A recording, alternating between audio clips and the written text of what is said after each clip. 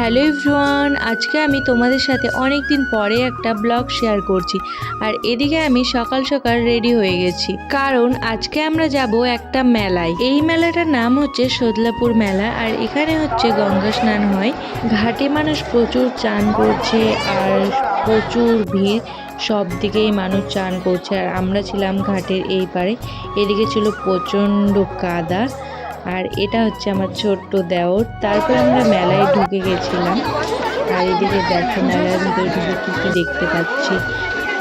প্রত্যেকটা গাছে, মানে আমের গাছে এখানে যা যা মৃত্যু হয়েছে তাই এখানে হচ্ছে নাম লিখে রেখেছে আর অনেক কিছু। তারপরে আমরা মন্দির একটু দর্শন করে নিলাম।